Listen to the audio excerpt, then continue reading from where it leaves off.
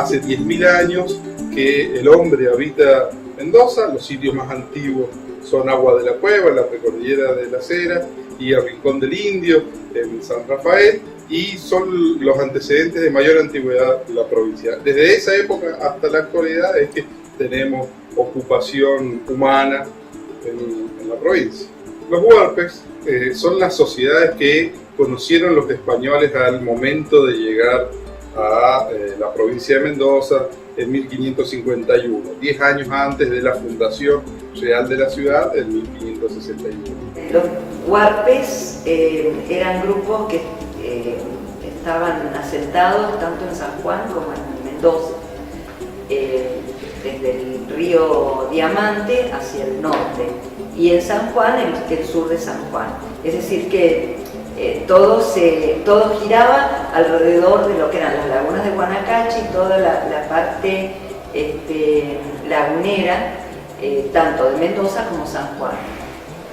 También vamos a encontrar grupos huarpes en la zona de Payata, a lo largo del río Tunuyán, también y lo que es ahora el Valle de Uco, donde habían grupos huarpes bastante importantes, y el centro fundamental, de acuerdo con los historiadores, era lo que se llamó el Valle de Huentata, o que los españoles llamaron Valle de Huentata. Toda la reconstrucción de la vida de los huarpes se hace en base a fuentes, a documentos de la época colonial de españoles, ¿no? De conquistadores. Los españoles que produjeron estos documentos lo hacían siempre con un recorte de la realidad que ellos veían. Esos documentos, esas descripciones siempre tenían una función administrativa, legal. Entonces, digamos, no describían en general la vida de los huarpes, sino en un juicio de la época, en un acta, por ahí hay metida algunas descripciones de la vida huarpe.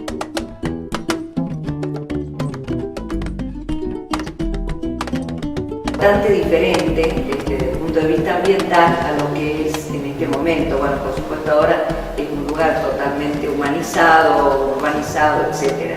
Pero cuando llegaron los españoles, había hacia el este de Mendoza, lo que se denomina Sanjón de la ciudad, hacia el este, eran lugares, si no totalmente cubiertos con agua, con pequeñas lagunillas, carrizales, etcétera, que nos hacen pensar que como se utilizaban las lagunas de Guanacache. Es decir, para la pesca hemos visto, inclusive hemos determinado que habían patos, habían ánades exactamente igual que en las lagunas, es decir, que no solamente los traían de Guanacache, sino que también los pescaban muy cerca de su hábitat natural.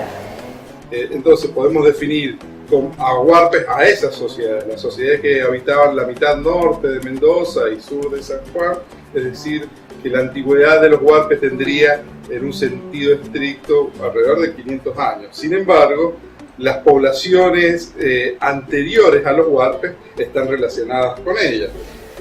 En realidad no sabemos exactamente si eran un único grupo, por ejemplo, con una única cultura exactamente igual, que habitaron un territorio fijo, o eran por ahí distintos grupos que fueron denominados por los españoles con una misma clasificación.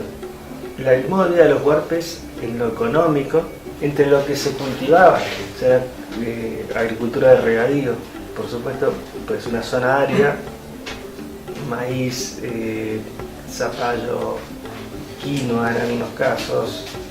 Por ejemplo, era muy importante la cosecha de vaina de algarrobo. Al día de hoy se sigue haciendo. El algarrobo, la vaina de arroz se usaba para un montón de cosas. O sea, se hacía harina, se hacían bebidas, es un alimento muy fuerte. Hasta ahí, claro, eso es de la harina del algarrobo, se producen diferentes cosas. Los algarrobos, en principio, son especies autóctonas silvestres. En algunos casos había un manejo de los bosques de algarrobo. Había caciques que llevaban agua a zonas de algarrobales, que por ahí les pertenecían a un determinado grupo, para intensificar la producción. En realidad, de hecho, la agricultura no se desarrolló de la nada. A través del tiempo, la agricultura va surgiendo de prácticas que tienen que ver con la recolección, con la selección de algunas especies más útiles que otras, con el manejo. Por ahí no plantaban los árboles, pero sí les sacaban algún tipo de especies que los perjudicaban o los podaban de tal manera.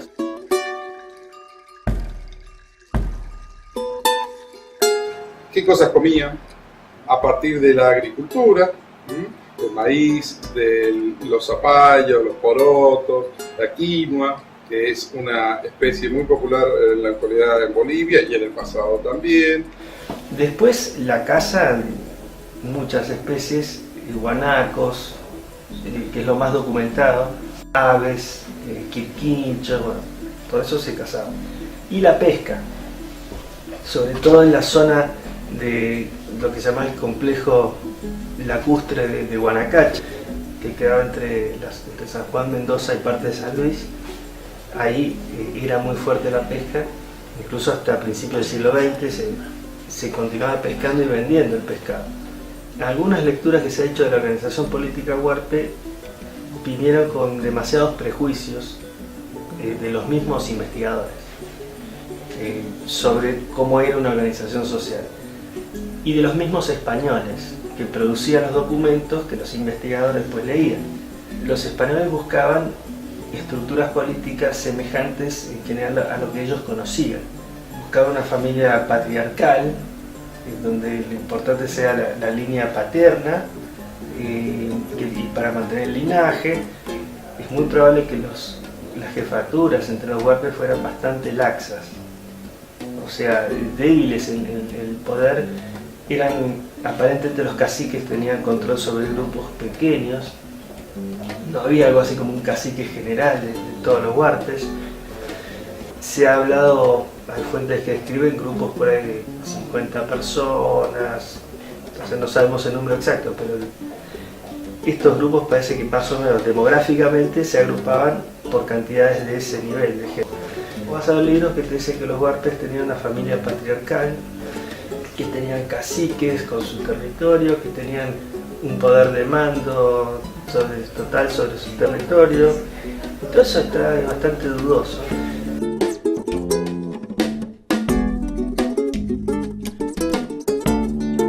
Entre las prácticas que tienen que ver con lo que podemos saber de las poblaciones Huarpes a partir del registro esqueletal está el de la deformación craneal.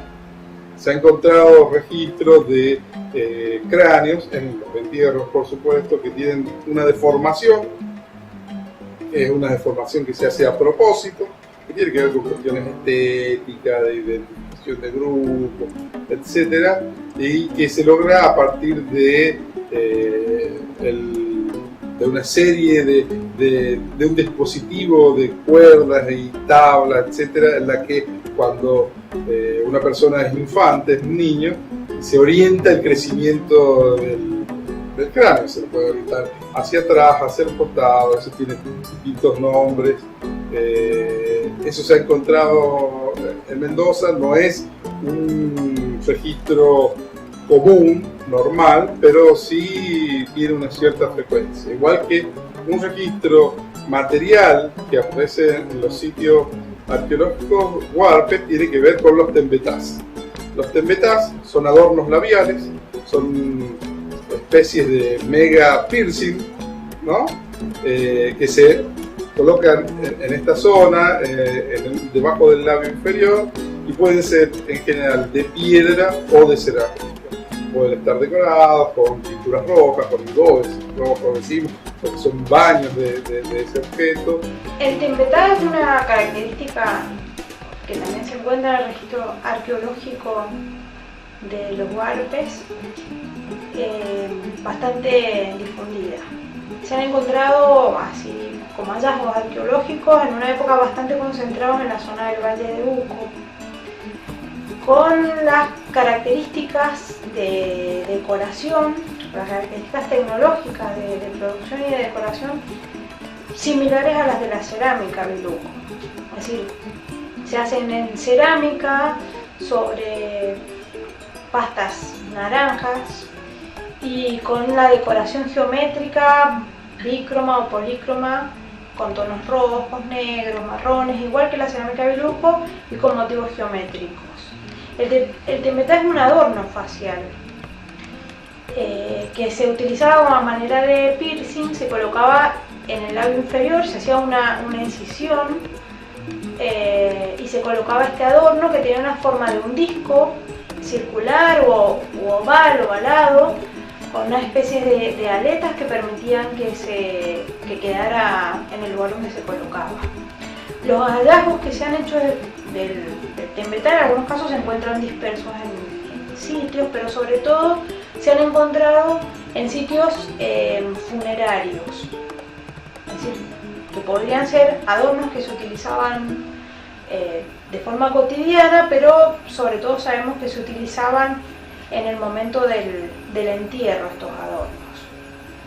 En el registro arqueológico de las poblaciones que son anteriores a las que tienen estas manifestaciones cerámicas, es decir, relacionados con esa cultura de agrelo, se han encontrado tembetáes también como característicos, pero de otro tipo. Son tembetáes de piedra con formas alargadas, pero con la misma funcionalidad.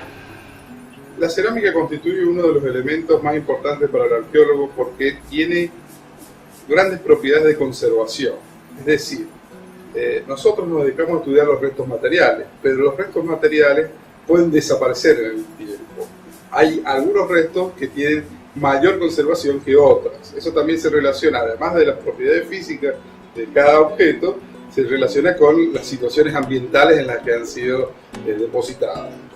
Cuando nosotros encontramos cerámica, no es que esto sea una regla de tres simples, pero en general, cuando se encuentra cerámica, se piensa que las sociedades a las que estamos estudiando son sedentarias. ¿Por qué? Porque la cerámica es un elemento frágil, entonces no es apto para el transporte. En general, cuando uno encuentra cerámica, piensa que está asociado a poblaciones que o son sedentarias o que pasan gran parte del tiempo en ese lugar que hemos encontrado la cerámica. Ese lugar es lo que nosotros denominamos sitio o yacimiento arqueológico. La cerámica se conserva en cantidades significativas también porque es un material que tiene que ver con usos que son fundamentales para el mantenimiento de la vida humana, porque más allá de cuáles sean los contextos en los que se la encuentra actualmente, como registro arqueológico, la cerámica se utilizaba fundamentalmente para el procesamiento, la cocción y el servicio de alimentos.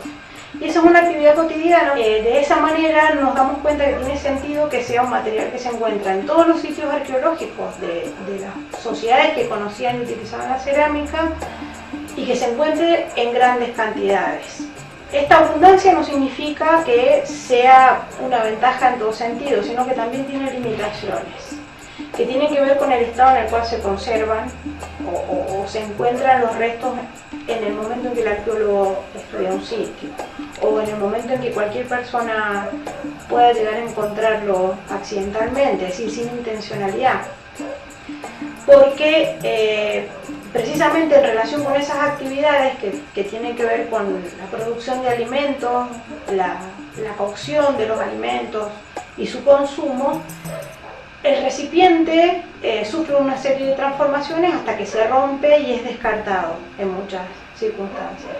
Y esos son precisamente los contextos en los que en general lo encuentra el arqueólogo, como parte del descarte de alguna actividad cotidiana. Bien, otro de los contextos donde se ha recuperado, se ha estudiado cerámica, tiene que ver con otro tipo de actividades que son las funerarias. Los sitios funerarios, los sitios que corresponden al enterramiento de individuos, hombres o mujeres o niños, lo que sean, con un ajuar, en algunos casos un ajuar que lo acompaña.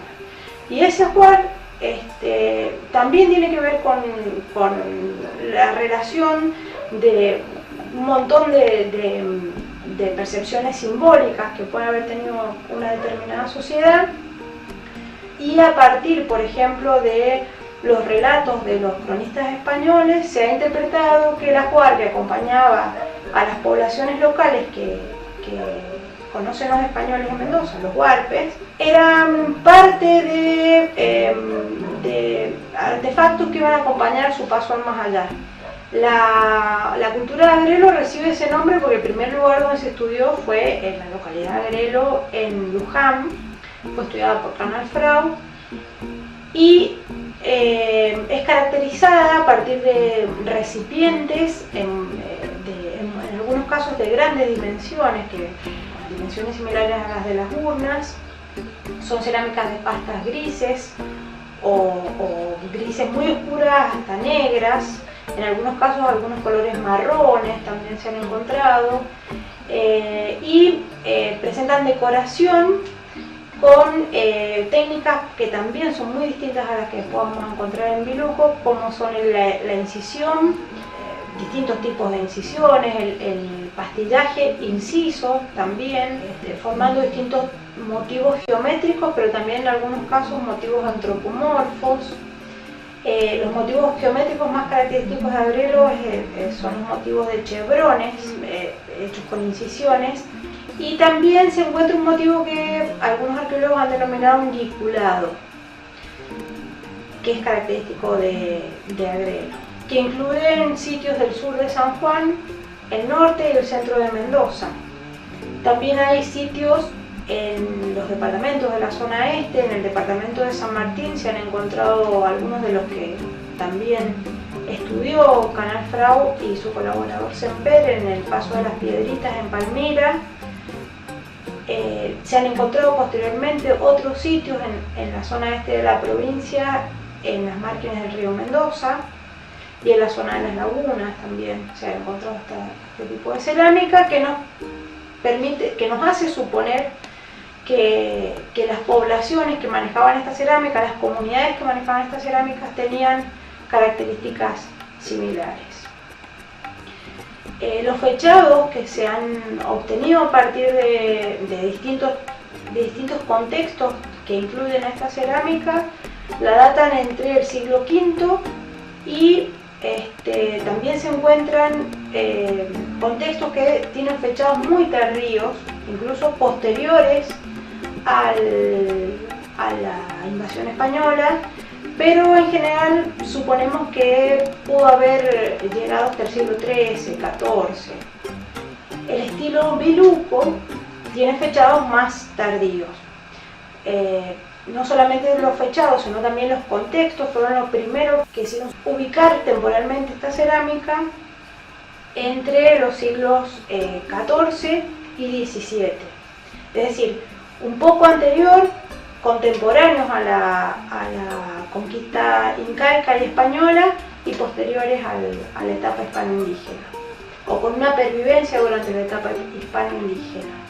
La distribución espacial es similar a la distribución espacial de Agrelo. Cada vez se van incorporando más sectores que no se conocían, que habían sido habitados por estas comunidades, donde se encuentra cerámica Biluco, por ejemplo el este de la provincia de Mendoza, donde no se conocían, y los últimos estudios han demostrado que este estilo cerámico tiene una distribución espacial que coincide de alguna manera con la distribución de Agrelo. Tecnológicamente la cerámica Agrelo y la cerámica Biluco no tienen puntos de relación, o serían muy pocos. Los motivos decorativos, la tecnología de levantado de la pieza y de cocción de la pieza es completamente distinta, lo que nos hace suponer que ha habido un cambio tecnológico que, por ser tan importante, puede tener que ver con cambios en otros aspectos del sistema social de estas comunidades. La decoración de la cerámica Biluco es decoración geométrica a partir de la combinación de líneas rectas, curvas, gruesas, más finas, etc. Algunos de los motivos son similares a los que se han encontrado en estas otras cerámicas que menciono, la diaguita chilena y la Aconcagua del centro de Chile. Además, son de esta procedencia a partir de la dominación incaica, como es por ejemplo el estilo del reticulado oblicuo, que es un motivo que se encuentra en la cerámica de aguita chilena de fase inca, tanto en el norte chico chileno como en los sitios incaicos de Mendoza. Los triángulos unidos por el vértice también es un motivo que puede ser de influencia. La decoración de las asas, algunos motivos decorativos de las asas también parecen de influencia de aguita chilena de esta fase inca. Y algunos motivos sí son o sí podrían ser de influencia incaica. No solamente en los aspectos decorativos, sino también en los aspectos tecnológicos que tienen que ver con los tipos de pastas, la tecnología de modelado o de preparado de las pastas y de cocción es muy similar a la tecnología de la cerámica que se producía en los tambos incaicos de Mendoza y de la cerámica que se producía en el centro de Chile. Mi opinión es que la cerámica inca que se encuentra en distintos sitios es esta cerámica biluco, que sufre modificaciones a nivel tecnológico a partir de la incorporación de los indígenas locales en el mercado laboral español. Después de la invasión española, de todos los cambios que se producen a nivel demográfico, por el traslado de población a Chile, por la incorporación de la fuerza laboral de los huarpes para el trabajo de las mitras en Chile, para el trabajo en el servicio doméstico o en otro tipo de servicios para los españoles que ya residían en Mendoza, a partir de la residencia en Mendoza. Y se notan esas modificaciones en la producción cerámica. Sobre todo en cuanto a las formas se modifican y son formas que tienen más que ver con el gusto y el consumo europeo. La institución de la mita era el sistema de reciprocidad andino en esta zona. Se entregaba trabajo por trabajo, es decir, usted trabajaba para mí como yo trabajo para usted. Y esa era la forma en que funcionaba toda esa sociedad andina, salvo en la costa peruana, que era, ahí sí había trueque. En toda la sociedad andina altiplánica funcionaba esa forma de intercambio. En realidad el Inca le entregaba bienes simbólicos, protección, decía que los cuidaba, etc. Pero fundamentalmente, cuando llegaba a una población nueva, lo que hacía era apoderarse, decir, bueno, estas tierras son mías y yo divido las tierras en tres. Una para el Inca, una para la Huaca, es decir, para la religión, y otra para la población conquistada. La población conquistada, en agradecimiento, porque el Inca les había entregado esas tierras, o reentregado esas tierras, trabajaba para el Inca en lo que el Inca le pidiera. Hacían caminos, construían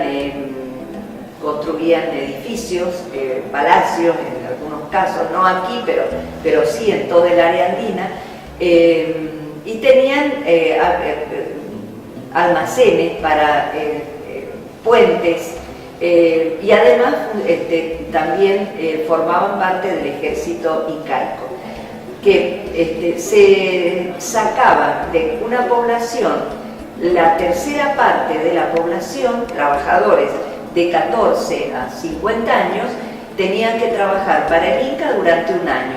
Volvían al pueblo, otra tercera parte de esa población se iba a trabajar para el Inca, donde el Inca dispusiera. El yanaconazgo era distinto. El yanacona era extrañado de su lugar de origen, e iba a trabajar para el Inca, pero en el Cusco, ¿no? Entonces, lo que se piensa es que en algunos casos, ya cuando llegaron los españoles, estaba más asentado el sistema de yanaconazgo que el sistema de mita. La encomienda se instaura en el momento de la llegada de los españoles y en realidad los españoles iban a los lugares donde habían indios. Cuando llegan los españoles, retoman esa institución, sacaban a los indígenas de sus lugares. Ustedes saben que se podían repartir los indígenas ya con la dominación española, pero no las tierras. Las tierras, los pueblos permanecían siendo de los indígenas, pero los indios sí se hacía trabajar. Que inclusive se formó como una especie de centro en Mendoza, yo diría cuasi esclavo, porque se iban y recorrían la tierra, traían indios de muchos lugares, los hacían parar acá en Mendoza y después los mandaban a Chile a trabajar, los alquilaban en Chile. Cuando llegaron los españoles acá, los primeros repartos de indios no se los dieron a los habitantes de Mendoza, les dieron muy pocos indios a los habitantes de Mendoza, sino que los residentes de Santiago tenían indios encomendados en Mendoza, ¿no?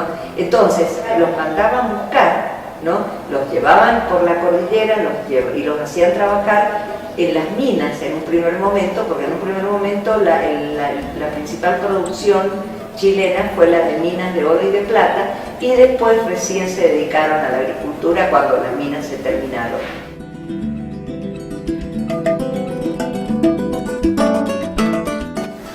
La legislación nacional prevé la propiedad comunitaria indígena de las tierras.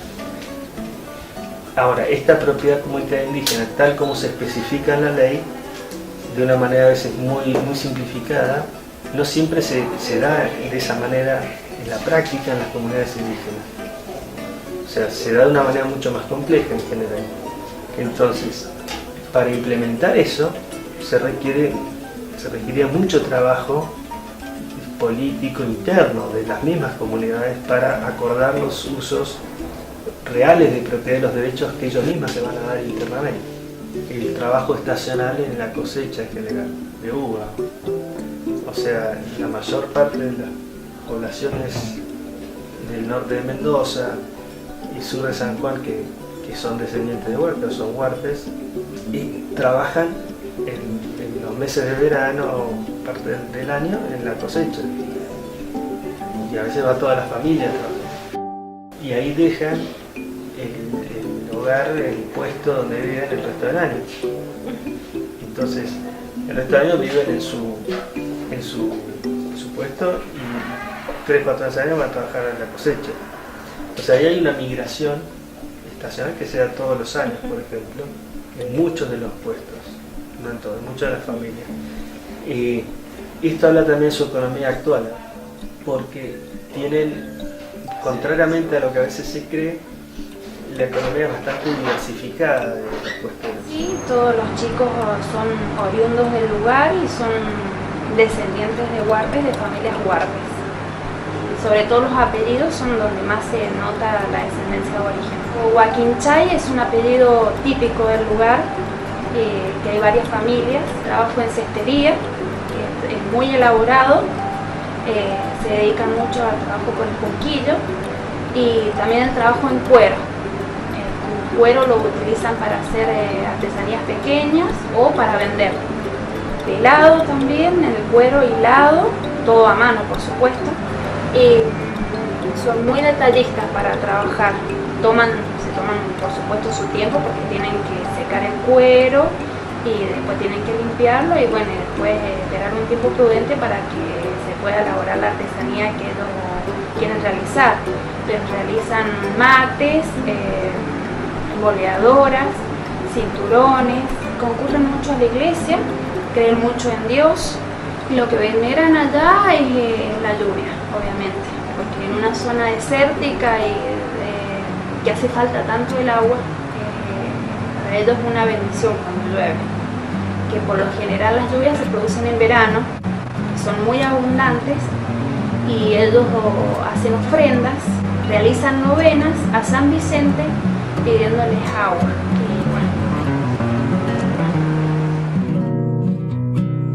Anoche mientras dormía, del cansancio fatigado, no sé qué sueño adorado cruzó por la mente mía. Soñé que te veía y vos me estabas mirando y yo te estaba contando mi vida triste, muy triste, y que desapareciste al despertarme llorando.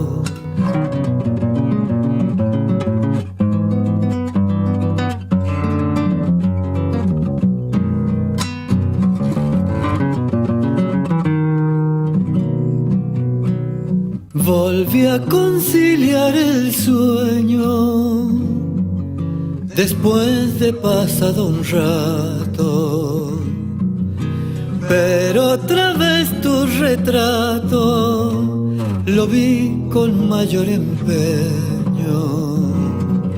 Soñé que era tu dueño y que vos me acariciabas, que muchos besos me dabas, llenos de inmenso cariño, y que otra vez cual un niño llorando me despertaba.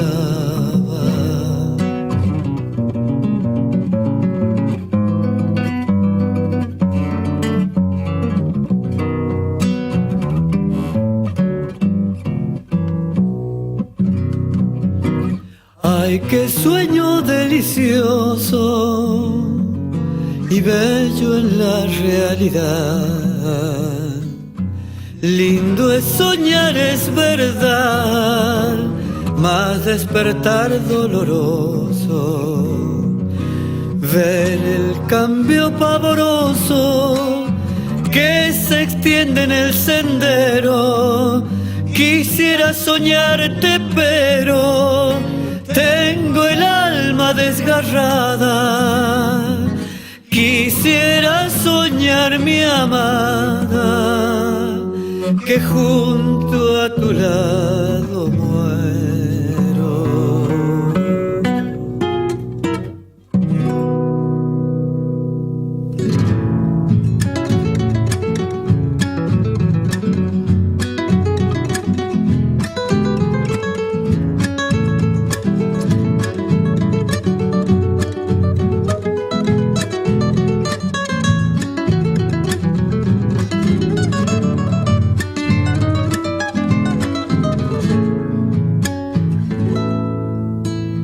Ojos de luna, manos de estrella, piel de jazmín.